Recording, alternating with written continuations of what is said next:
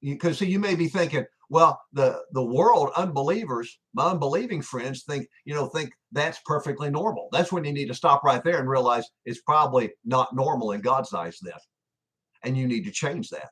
So it says here that Jesus spoke to the tree. He spoke to this tree. He said, "Tree, no man eat fruit of you hereafter forever." And he didn't just think this. He said it because it says, and his disciples heard it. So his own disciples heard him talk to the tree. And the Bible says they went on in Jerusalem, which I think was about 2 miles away. And then the next day they came back by that way. They passed the fig tree. And it says, and in the morning as they passed by, they saw the fig tree dried up from the roots. Wow. So what Jesus said, even though that may have seemed weird to most people, it worked, didn't it? The tree actually obeyed what Jesus told it to do. The tree died. You know, I have a one video message on my YouTube channel called Speaking Faith.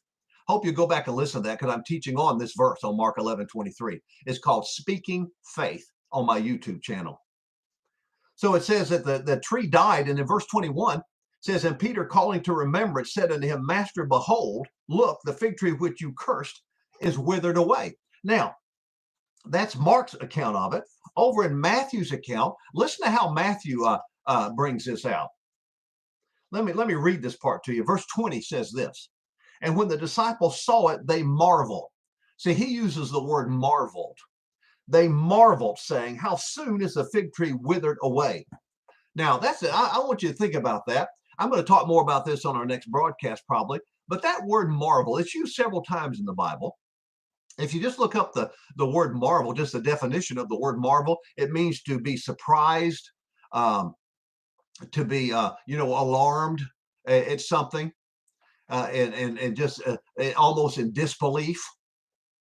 And several times in the Gospels, Matthew, Mark, Luke, and John, it talks about when Jesus would work miracles and healings and deliverances, it would say that the people marveled. Now that's not something good they were doing. That meant they were shocked. They were surprised. They couldn't believe what happened.